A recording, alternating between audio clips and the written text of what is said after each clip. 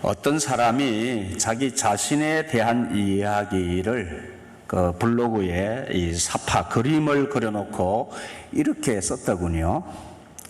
침대에서 잠을 자다가 다리 한쪽을 침대 밑으로 떨어뜨렸는데 귀찮아서 20분째 그대로 잤다고.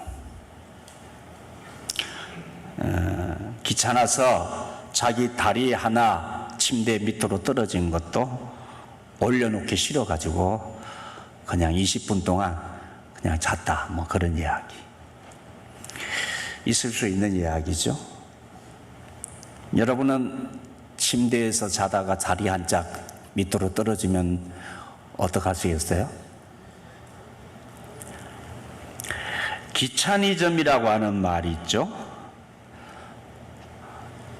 모든 걸 귀찮아해서 하기 싫어하는 그 모습을 일컬어서 만들어서 쓰는 말이에요. 귀차니즘.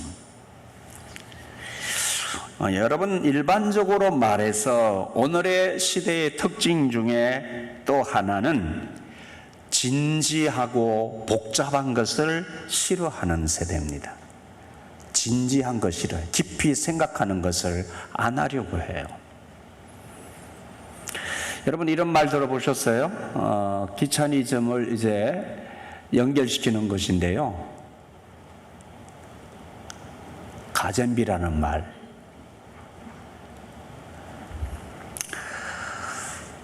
진지함을 싫어하고 즐거움을 추구하는 미래 세대가 소비자로서의 힘을 가지기 시작하면서 일명 가잼비라는 용어가 등장했어요. 가성비라는 말은 여러분 이제 많이 쓰시죠? 가격 대비 성능이 좋은 것을 줄여서 쓰는 말이에요. 가성비. 그런데 가심비라는 말을 미래 세대들이 만들어서 쓰고 있는 거 아세요? 가심비. 가심비라는 건 뭐냐면 가격 대비 심리적 만족감을 뜻하는 말이에요. 가격도 좋아야 되지만 내 마음에 정서에 맞아야 되는 거.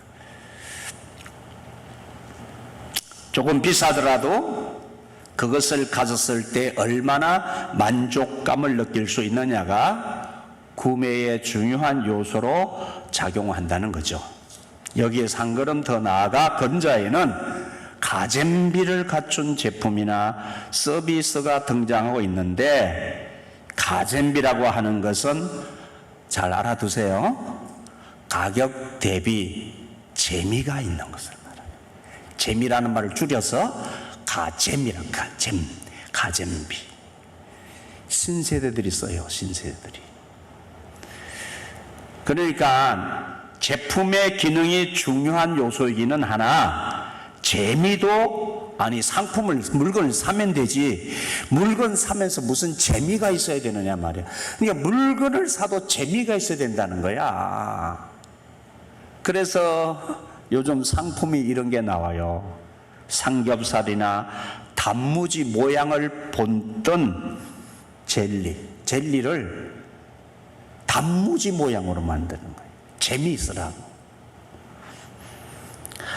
삼겹살인데 왜 단무지 모양으로 삼겹살을 만드냐고. 근데 단무지 모양도 있는데 삼겹살인 거야. 재미가 있는 거야. 사고 먹으면서 재미를 느끼는 거야. 똥 모양의 구미. 여러분, 어르신들은 곰표 밀가루 아시죠? 그 곰표 밀가루의 포장을 흉내낸 팝콘과 맥주가 나온다는 거 아세요? 맥주, 깡통 맥주에 곰표 밀가루 상표가 붙어 있어요. 재밌잖아.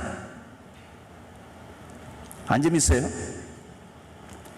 말표 구두약 아시죠? 말표 구두약. 말머리 그려져 있고 구두약. 말표 구두약 상표를 맥주로 포장해 해가지고 만들어내는 거예요. 이게 구두약이야, 맥주야, 뭐야, 이렇게 해가지고 야 재밌다 이래가지고 사가지고 마시면서 재미를 느낀다는 거야. 이런 시대가 됐어요. 그래서 여러분 고민이 생기는 거예요. 교회에서 예배도 설교도 진지하고 복잡한 것을 싫어한다니까요. 재미와 심리적 만족감에 이런 것들을 추구하는 세대에서는 그래서 예배와 설교가 따분하게 느껴진다는 거죠. 따분해. 교리 설교를 지루하게 느껴지고 선호하지 않습니다. 그래서 오늘의 이 세대를 향한 복음적 설교, 교리적 설교는 인기가 없어요. 교회 출석과 예배 자체를 따분하게 여기고 귀찮게 여깁니다.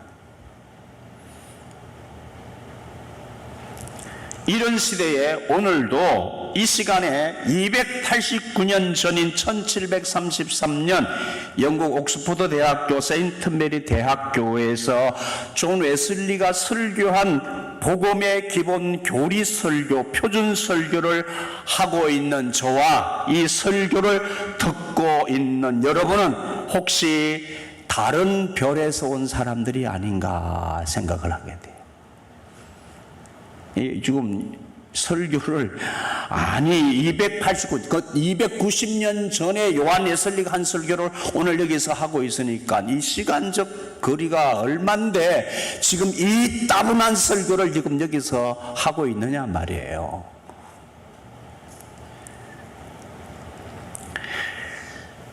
왜 이 설교를 해야 하는지에 대해서 우리 모두 다시 한번 생각을 했으면 좋겠습니다. 시간이 흘러 예수님 십자가에 달려 죽으신 후 이 복음이 2000년이 넘은 지난 세월 속에서도 세상이 아무리 바뀌었어도 이 시대를 초월해서 이 복음은 복음의 진리대로 선포되어져야 하는 숭고한 사명입니다. 아니 더욱 선명하게 이 복잡한 것을 싫어하고 진지한 것을 생각하는 것을 싫어하는 이 세대 가운데 이 모든 사람들에게 여전히 이 복음의 말씀, 이 교리가 가르쳐지고 선포되어야 할 생명의 양식이기 때문입니다.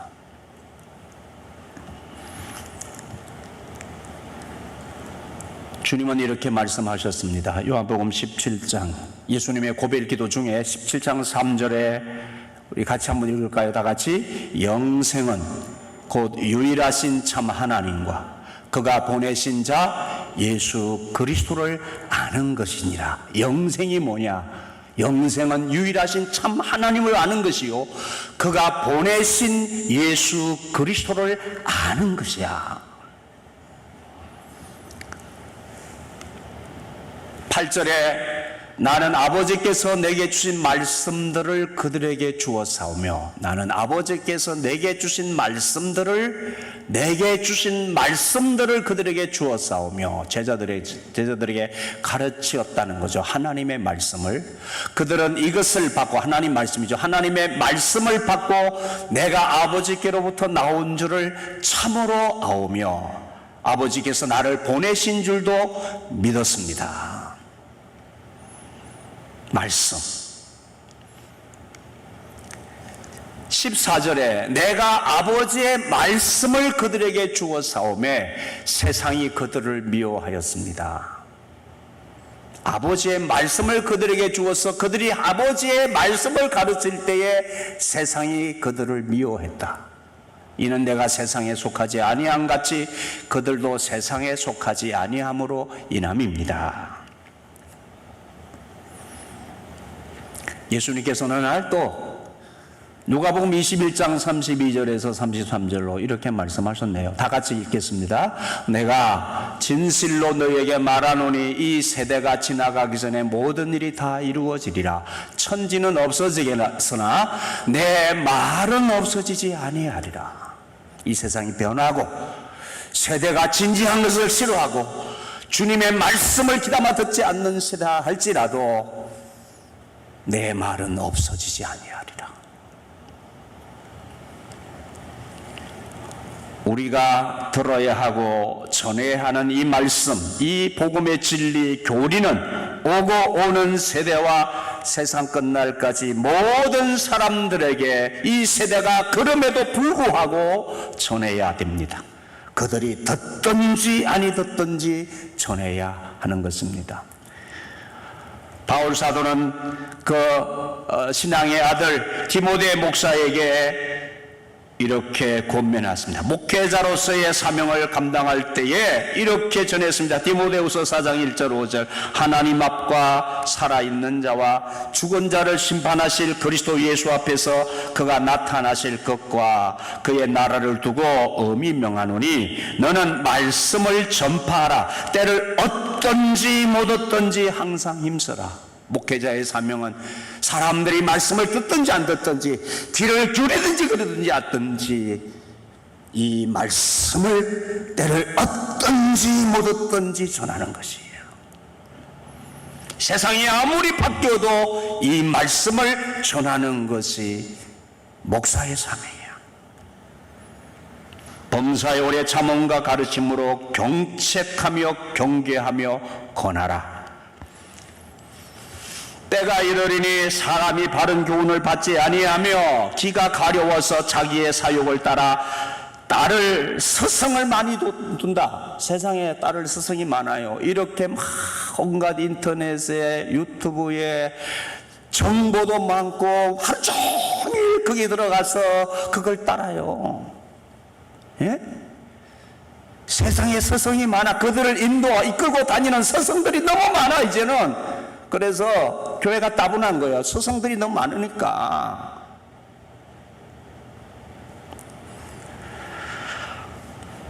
또 그 길을 진리에서 돌이켜 허탄한 이야기를 따르리라. 세상에 허탄한 것, 가치 없는 것, 말초신경 자극하는 것, 그런 것들을 따르는 이 세대. 그러나 너는 모든 일에 신중하여 고난을 받으며 전도자의 일을 하며 내 직무를 다하라. 이 목회자, 전도자의 직무가 이 말씀을, 이 복음의 진리를 전하는 것이란 말이에요. 듣든지 안 듣든지. 왜? 이 말씀이 생명을 살리는 길이기 때문에. 그러기에 시대를 넘어 존 웨슬리가 그 당시에 전한 말씀을 오늘의 언어로 우리는 또 전해야 되고,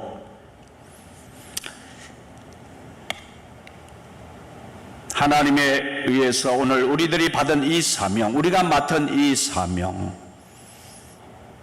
오고 오는 세대에 듣게 해야 되는 것입니다. 그래서 오늘 우리가 이 말씀을 들어야 할 충분한 가치가 있는 거예요. 그래서 생각하기에 따라서 조금은 따분할 수 있습니다. 교리 설교이기 때문에. 그러나 귀찮게 여기지 마시고 더 말씀에 귀를 기울이시기 바랍니다. 여러분, 우리는 이 세상 사람들이, 이 세상이 나를 어떻게 평가해 줄지, 나를 어떻게 인정해 줄지, 나를 어떻게 생각해 줄지, 나를 어떻게 칭찬해 줄지에 대해서 내 성공과 출세나 그 정도는 아니더라도 내 주변 사람들에게서라도 어떤 나의 모습에 대해서 나름의 인정을 받을지에 대해서 그냥 참 본성적으로 거기에 관심이 집중되어 살아가고 있지 않습니까? 지금 세상 사람들이 살아가는 모습 보면.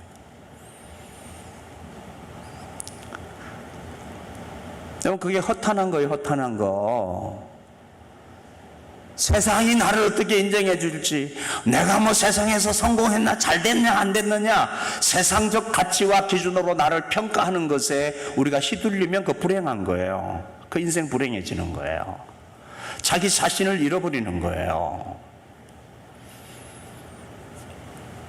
휘둘려 사는 거예요. 세상 가치에 휘둘려서 사는 거죠.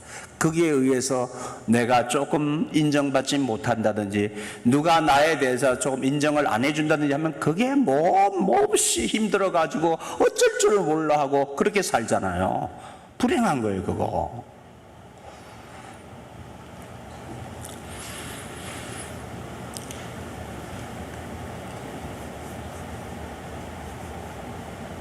여러분, 우리 눈에 보이지 않으시는 하나님께서는 나를 어떻게 생각하실까? 하나님은 나를 어떻게 인정해 주실지에 대해서 생각하고 살았으면 좋겠습니다. 보여지는 세상과 보여지는 세상 사람들의 눈에 비치는 내 모습 신경 쓰는 것만큼 여러분, 하나님이 나를 어떻게 생각하실지, 나라는 존재에 대해서, 내 인생에 대해서, 내 생각과 내 마음에 대해서 하나님께서 어떻게 여기실지, 하나님 나를 칭찬하실까? 여기에 대해서 좀 신경 쓰고 사시면 너무 좋겠는데. 여러분, 하나님께 칭찬을 받는 생활과 나의 이 세상에서의 생활과는 별로 상관관계가 없다고 생각하십니까? 그렇습니까? 아니에요. 하나님께 칭찬받는 생활은, 삶은 이 땅에서 삶이 너무 아름다워지는 거예요. 너무 가치로워지고 너무 행복해지는 삶이에요.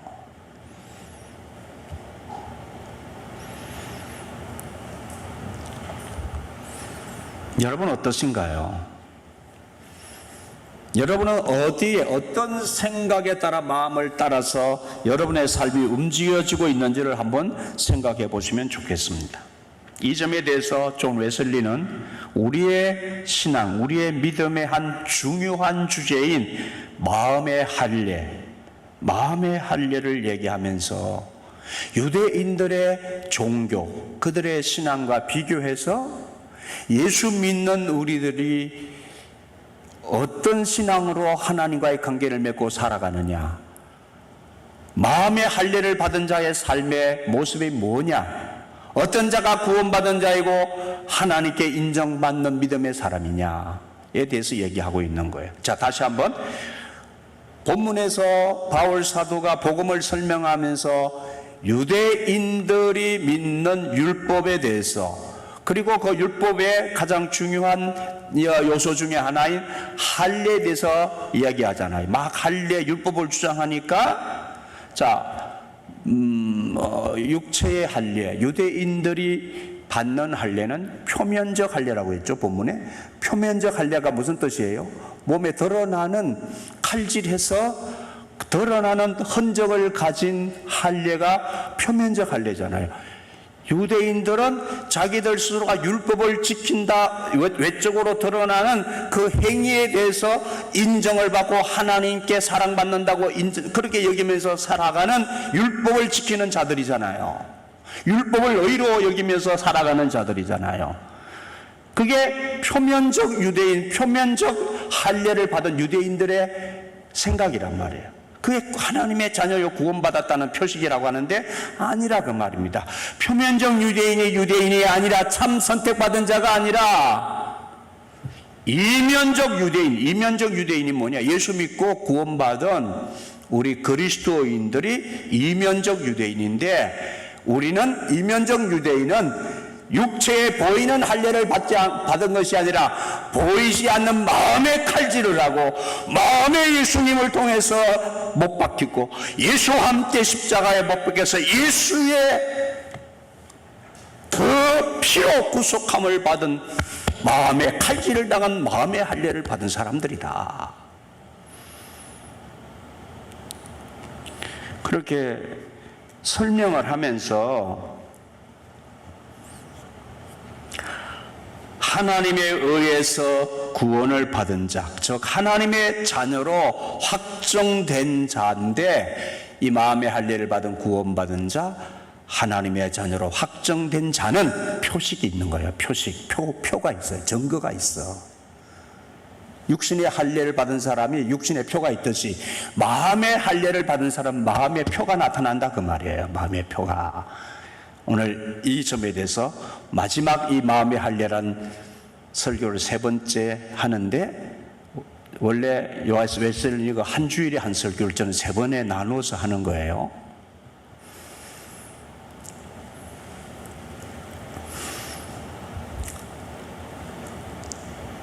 우리 내면, 내 마음에 주님을 믿는 구원받은 자의 정표가 어떻게 새겨졌는지에 대해서 설명하면서 내 마음에 나타나는 구원받은 자, 하나님의 자녀로 확정되는 마음에 대해서 설명을 하는데요.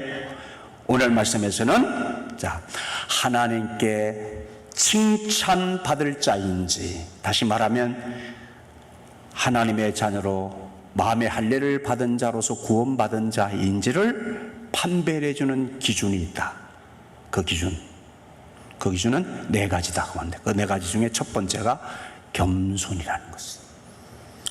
제가 자주 설명드렸는데, 여러분, 이 겸손은 일반적으로 세상 사람들이 말하는 도덕적, 윤리적 미덕의 교명을 말하는 게 아니에요.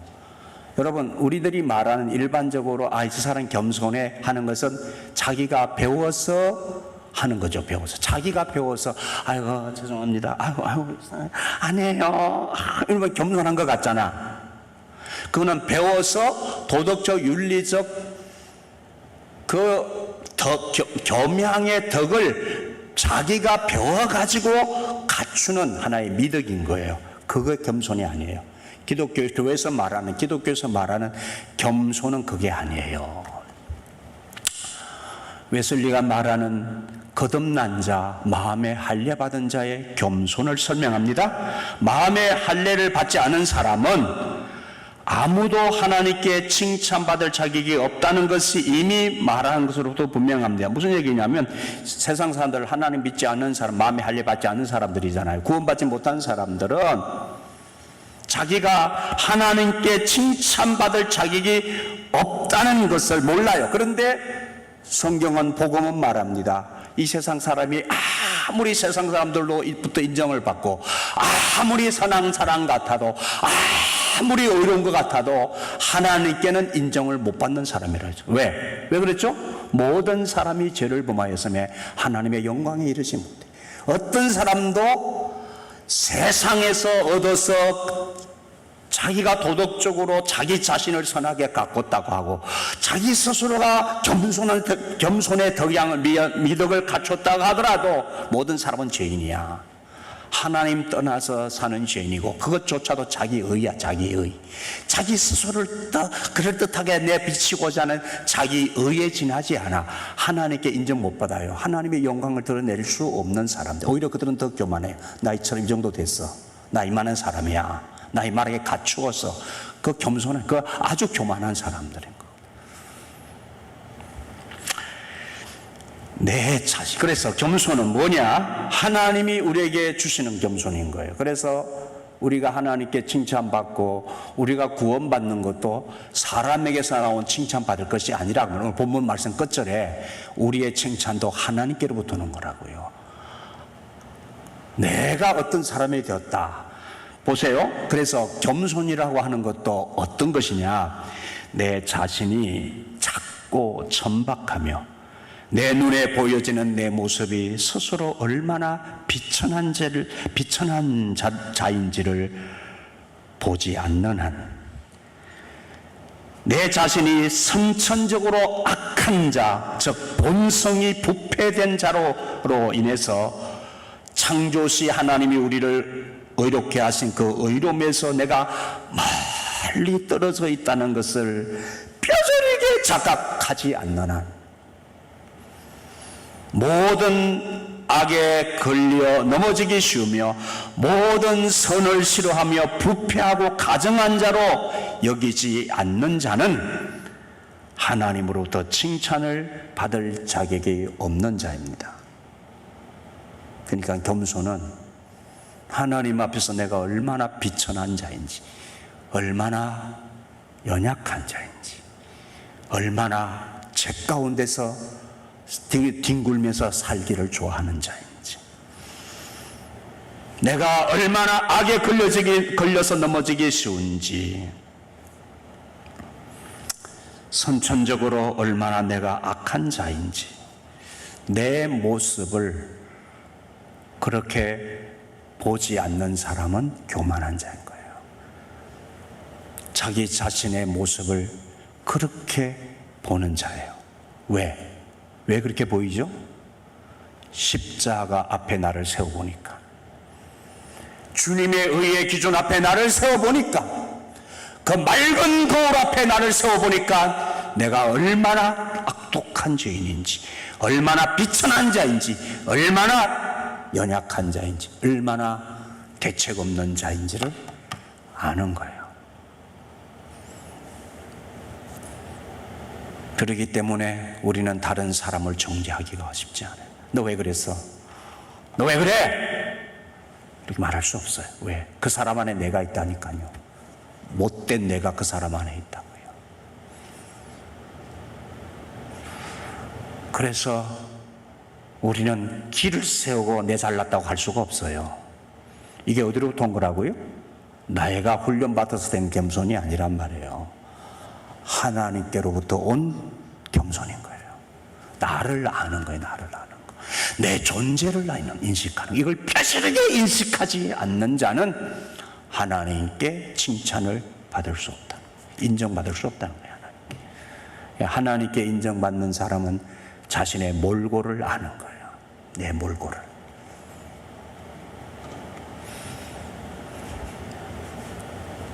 인간의 부패성을 아는 거예요. 인간의 부패성.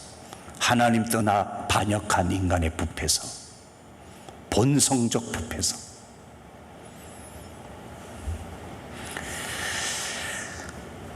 이어서 설명합니다. 하나님의 율법에 복종하지 않도록, 그리고 할 수도 없게 만들며, 로마서 8장 7절을 인용합니다. 타락한 본성 안에는 하나님의 성령이 거하지 않기 때문에 그분을 기쁘게 할 만한 그 어떤 선한 것도 스스로 생각하거나 원하거나 말하거나 혹은 행할 수 없다는 현실이 자신 안에서 느껴지지 않는다면 마음에 할례받은 자가 아니라는 거예요. 왜? 마음에 할례 받을 이유도 없으니까. 그런 더러운 본성 안에 있는 자기가 성령의 칼로 복음의 빛 앞에 놓여서 칼로 할례를 받아야 될 이유가 없으니까. 아니 내가 깨끗한데 빨 이유가 없다고. 내가 깨끗한 사람인데 뭘 빨아. 씻을 필요가 없다는 얘기인데, 마음의 할례는 죄 씻음을 받을 사람, 본인이 죄 씻음 받아야 되는 존재임을 아는 사람이라고 말해요. 하나님께서 주실 영광을 찾지 않고 사람이 주는 것만을 원하고 추구하고 있다면 그 사람은 누구라도 하나님의 칭찬을 받을 수 없습니다. 두 번째 기준은, 하나님께 칭찬받는 두 번째 기준은 믿음입니다. 무슨 믿음이냐? 여러분, 내 마음이 하나님의 역사를 믿음으로, 하나님의 역사, 히스토리 아니고 하나님이 하신 일, 복음의 사건이죠. 내 마음이 하나님의 이 십자가의 복음의 사건을 믿음으로 말미암아 마음의 칼질을 당하지 않는다면, 할례받지 않는다면, 다시 말하면 십자가 앞에서 내 모습을 보고 애통하고 회개함으로 찔러 쪼개기까지 내가 주님 앞에서 그 십자가의 은혜로 내가 용서받지 못하고 그 십자가의 복음의 사건이 나의 사건이 되지 않는다면 그 사람은 마음에 할례받은 믿음을 소유한 자가 아니라고 말이에요. 모든 발걸음을 보이지 않는 그분을 찾기 위해 내딛지 않는다면, 보이는 것 사라질 것이 아니라 보이지 않는 영원한 것을 바라보지 않는다면, 예수님이 하나님 오른편에 앉아 계신 바로 그 장막집에 지금 함께 있는 자의 신분으로서 모든 것을 소원하고 의도하며 생각하고 대화하며 행동하지 않는다면 누구도 하나님께 속한 자가 아니며 하나님이 주시는 영광을 얻을 수 없습니다. 웨슬리의 설교하고요. 뚜렷합니다. 구원받았는지 마음에 할례받았는지 아닌지는 이 믿음이 있는지, 이 믿음인지 아닌지로 기준점이 된다는 거죠. 구원받았는지 거듭났는지 아닌지는 애매모호하지 않습니다. 이전 것은 지나갔으니 보라 새 것이 되었노라 라고 하는 이 선언은 어정쩡한 기준이 아니에요. 예수 믿는다고 교회 더 나든다고 마음에 할례받은 거 아니란 말이에요. 종교인일 수 있어요. 유대 종교인이 있었어요. 표면적 유대인일 수 있어요. 구원받지 못했을 수도 있단 말입니다. 그러므로 신앙의 연륜을 자랑하지 마시고 교회 출석을 자랑하지 마시고 내가 예수를 만났느냐, 오늘 내가 예수 만났느냐, 이거 여러분 오늘 이 기준에 의해서 살펴보셔야 된다는 거예요. 구원 받았는지 안 받았는지.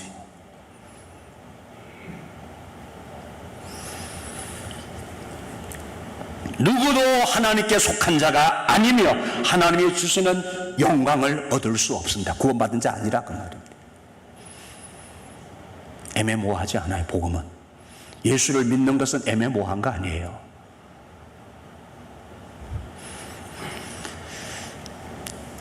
즉 하나님과 하늘의 소망이 최종적 나의 소망이 되고 그 소망을 바라보고 살아가는 자가 아니라면 마음의 할례를 받은 자가 아닌 포면적 유대인과 같은 종교인이며 하나님과의 관계가 불확실한 믿음입니다. 딴 마음의 소유자로서 하나님을 기쁘시게 할 수 없는 것입니다. 이것이 그의 믿음이 참인지 거짓인지를 증명하는 마음의 정표가 되는 것임을 알아야 합니다. 우리가 전하는 복음은 믿음 외에 선행, 믿음 외에 사랑의 다른 기초나 그리스도 외에 믿음의 다른 기초를 알지 못합니다. 복음에 따르면 하나님께서는 공로와 믿음을 만드시는 분이시며 성령께서는 영적 감화를 통해서 그것들을 우리 안에서 완전하게 하시는 분입니다. 누구든지 그리스도의 영이 없으면 그리스도의 사람이 아닙니다. 마음의 할례를 받은 사람은 그리스도의 영이 있어서 그리스도의 영은 주님의 뜻을 따르도록 우리의 삶을 인도하고 주님이 우리에게 이끄시는 그 길을 향하여 가도록 하는 마음을 우리에게 불러일으키고 그 마음을 따라서 살아가도록 우리를 인도하시기 때문에 우리는 그 갈망을 가지고 살게 되어요. 주님의 뜻을 따르고자 하는, 그리스도의 영이 있는 사람은 주님의 길을 따르고자 하는 갈망이 생기는 거예요. 사슴이 시냇물을 찾기에 갈급한 같이, 사슴이 시냇물을 찾기에 갈급한 같이 내 영혼이 주를 찾기에 갈급하니이다 하는 시인의 고백처럼 거듭나고 하나님의 자녀가 되고 마음의 할례를 받은 사람은, 그리스도의 영이 있는 사람, 그리스도의 영이 있는 사람은 그 주님의 뜻을 따르기에 갈망이 있어요.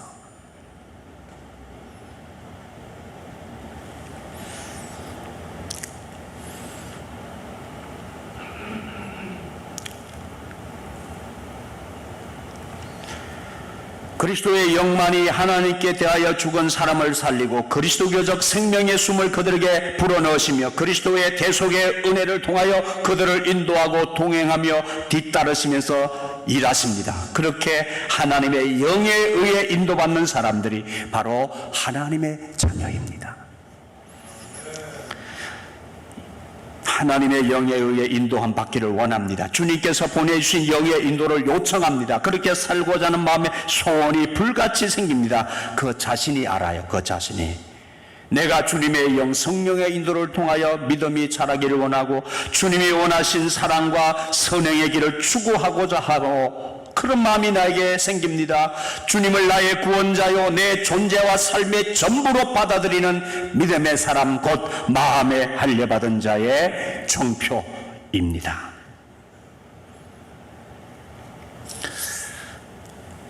헷갈릴 것도 없고요, 애매하지도 않습니다. 세 번째 기준이 있습니다. 소망입니다. 소망.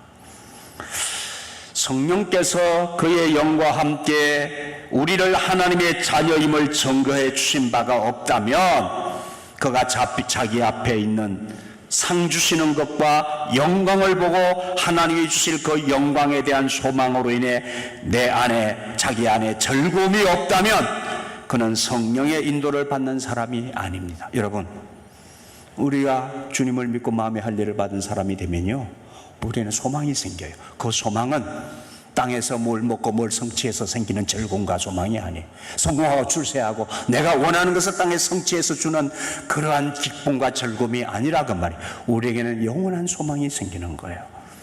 그 소망은 하나님이 주실 상을 바라보게 되어지고 그 영광을 보게 되어지고 그 영광의 아름다움을 보게 되어지고 그것으로 우리의 삶에 소망이 생기게 되어집니다. 그것은 세상이 주지 못하는 소망이야. 세상에서는 줄 수 없는 너무도 벅찬, 너무도 부유한 소망이야. 그래서 우리는 그 소망으로 인해 세상의 고난과 세상의 모든 아픔과 세상의 모든 환난을 넉넉히 이기게 되어지는 소망이에요.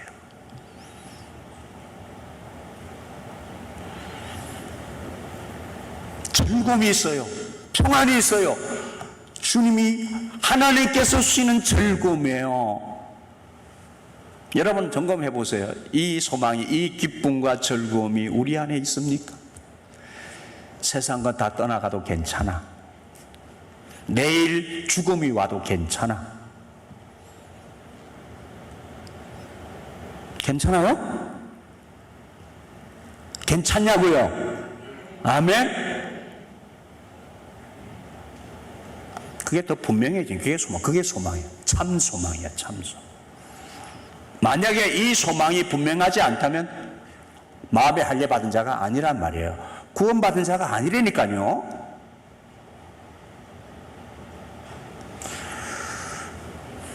성령의 인도를 받는 사람이 아니란 말이에요.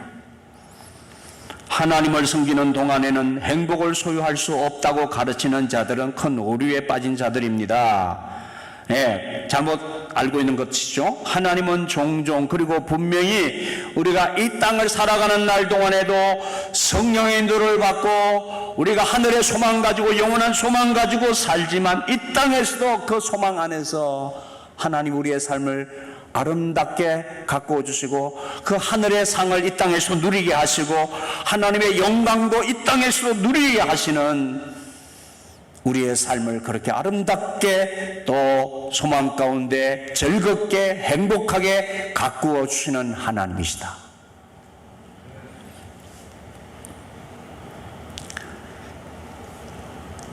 그래서 영광의 상주심을 바라보면서 수고와 우리 앞에 놓인 기쁨 그리고 환난에 경한 것과 영광에 중한 것 사이에 균형을 잡으라고 가르쳤습니다. 오늘 이 세상 사람들은 여러분 이 세상에서 누리는 영광 가지고 그 몹시 힘들 만한 것 가지고 그걸 소망을 삼아서 우리의 불행과 우리의 이 세상에서 힘들다고 느껴지는 걸 그걸 가지고 해결하려고 하잖아요. 그 어리석은 거란 말이에요. 그거 해결되는 거 아니에요. 그러나 우리는 영원한 소망 바라보고 하늘 주시는 즐거움을 가지고 살아도 우리에게는 환난이 생겨요. 어려움도 있어요. 세상과 싸워야 돼. 그러나 그것은 영원한 소망 내는 영원한 하늘의 영광은 너무너무 크고 귀한 거야. 그것 때문에 우리는 예수 믿고 생활하면서 우리가 겪는 이 땅에서의 고통도 있어요. 그건 그런 어떤 고통은 작은 것이야. 하늘의 영광에 비하면 지극히 경한 것이야. 이 둘 사이에 균형을 찾고 살아가는 것입니다.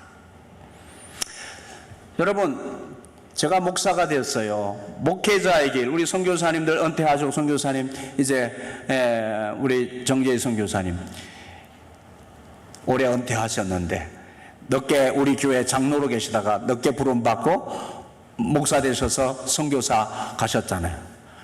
제가 선교지에 가보니까 필리핀 가서 저는 2주간 오래 있어봐야 2주간 막 열흘 있어봤는데 죽겠더라고요. 못 살겠더라구나.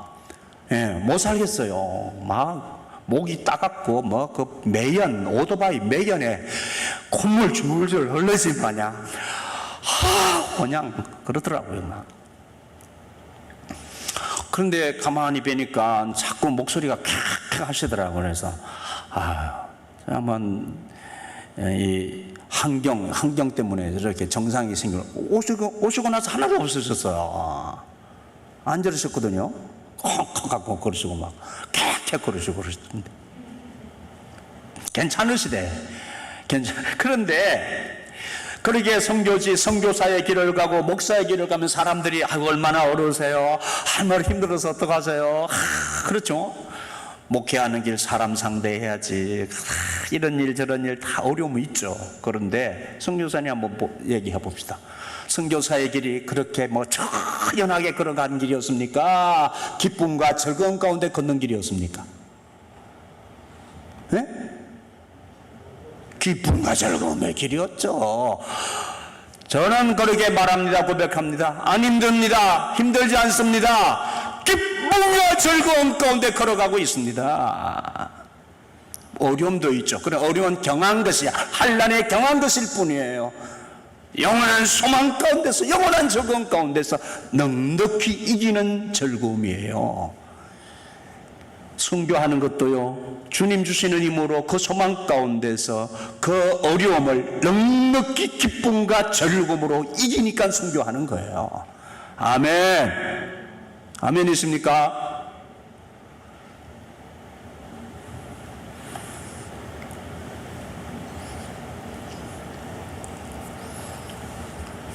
그러므로 주님을 나의 구원자요 내 삶의 전부로 받아들인 믿음의 사람, 그 사람이 곧 할례받은 자의 마음의 정표, 마음의 할례받은 자의 정표입니다. 이 소망, 오늘 점검하시라고요. 내 안에 이 소망이 분명한가? 마지막, 네 번째 기준은 소망입니다.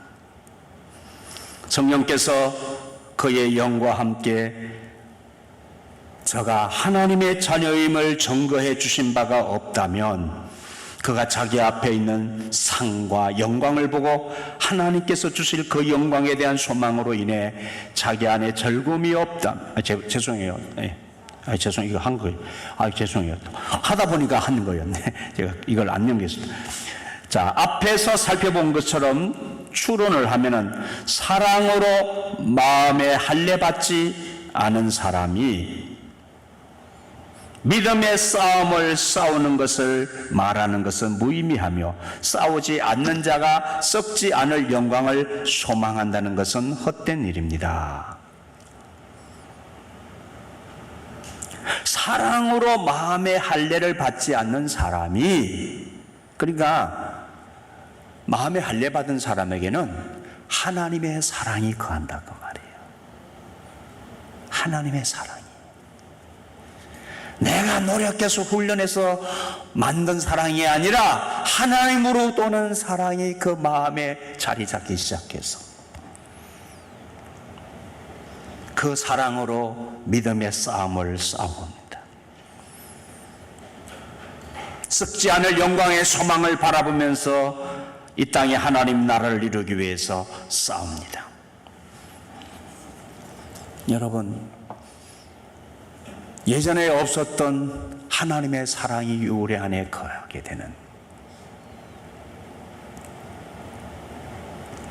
여러분, 이 하나님의 사랑이 내 안에 어떻게 존재하는지를 살피세요. 그리고 더욱 그 하나님의 사랑, 주신 사랑으로 하나님을 사랑하십시오. 즉 자신의 영으로 하여금 그것이 지닌 모든 감정과 더불어 자기의 권한인 하나님께 돌아가게 하십시오. 모든 강들이 자신의 발원지로 흘러가게 하십시오. 우리의 발원지, 내가 어디로부터 왔습니까? 에덴, 하나님으로부터 왔어요. 내가 돌아가야 할 고향은 하나님의 품이에요. 하나님께 하나님 주신 사랑을 돌려드리십시오. 여러분, 이번 주간에 우리 박대현 전도사님이 그 졸업 논문, 석사 학위 논문을 이제 책으로 만들어서 학교에다 내고 가지고 와서 저에게 주었어요. 처음에 원고를 제가 받고 이렇게 어드바이스도 좀 하고 이렇게 교정도 좀 봐주고 했지만, 그때는 원고에는 인사말이 없었거든요. 이번 책에는 인사말이 들어갔더라고요. 보통 그 책이나 이게 논문을 책으로 내면 다 인사말을 쓰잖아요. 그 인사말에 아버지 어머니에게 대한 사랑을 담아서 두 줄로 인사말을 썼더라고요. 거기에 여러 교수들에 대해서 또 논문이 나오기까지 감사를 표해야 될 분들에 대한 인사가 들어가는데, 그 두 줄의 내용이 아버지를 사랑하는 마음이 충분히 담겨서 제가 그 책을 받아들고, 그 부모를 사랑하는 마음이 사실은 생각해보세요. 그게 뭐 학비 대주고 어릴 때부터 키워온 게 내리사랑으로 전부 내 것 가지고 했잖아. 뭐 다 내 것 가지고 했잖아. 그런데 딱 두 줄로 공부하기까지 얼마나 그 논문을 써내기까지 고생을 많이 했는지 제가 알잖아요. 곁에서 지켜보니까 전임 사역하느라고 새벽기도 해야지, 학교 갔다 오면 또 주중에 사역해야지, 또 본인 대학원 공부해야지, 그리고 또 학교 고등학교 가서 선생으로서 아이들 가르쳐야지, 또 결혼해가지고 또 아이 키워내야지, 아내 생각해야지, 대학원 공부도 해야 되고 논문도 써야 되고 막 정신없이 막 그 생활을 하는데, 이 논문 하나가 제 마음을 뭐 여러 가지로 복잡하게 생각을 하게 만들더라고요. 그런데 그 모든 것에 결론은 그를 지켜보면서 부모에 대한 사랑을 담아서 보내준 그 두 줄의 글이 제 마음을 기쁘게 하더라고요.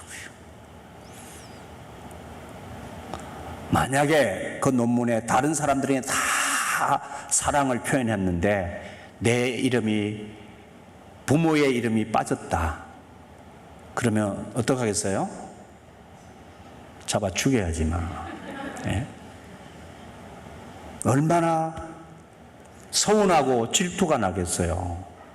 그래서 하나님은 질투하시는 하나님이죠. 우리가 하나님께 돌려야 될 그 사랑을 엉뚱한 데 돌리고 두 마음을 가지고 사는 자는 하나님이 질투하신다고요. 그런 뜻이에요. 하나님이 질투하신다는 뜻을 제가 알겠더라고요. 그 뜻이구나. 내가 준 사랑을 네가 어디다 갖다가 쓰고 있냐. 하나님이 주신 사랑은 하나님께로 돌려드려야 합니다. 아멘이시죠? 두 마음이 아니합니다. 하나님이 우리에게서 받으시고자 하시는 단 하나의 제물은, 희생 제물은 하나님을 향한 사랑이에요. 하나님을 사랑하는 그 마음이 우리가 하나님께 드릴 희생 제물이에요. 웨슬리가 그렇게 말한 거예요.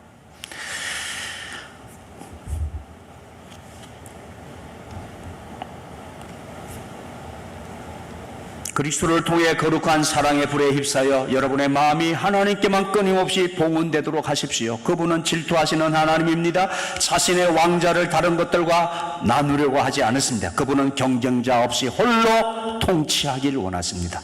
하나님만을 궁극적 목적으로 하지 않는 것은 계획하지도 바라지도 마십시오.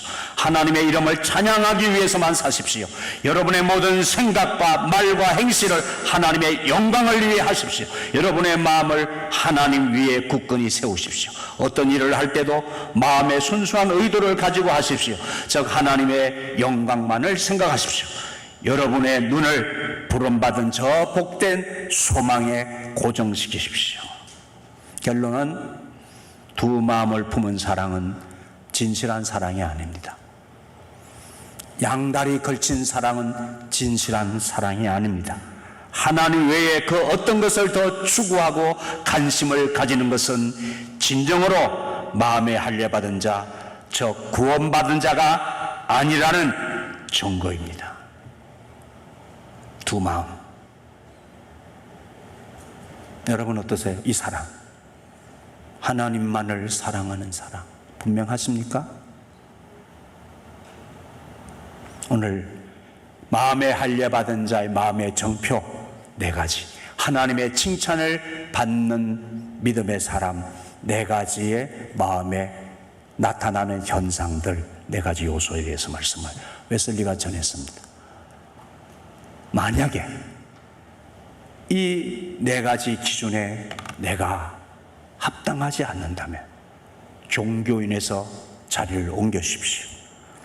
표면적 유대인의 자리에서 참 마음에 할례받은 자리로 속히 옮겨가시기를 간절히 요청드립니다. 기도하시죠.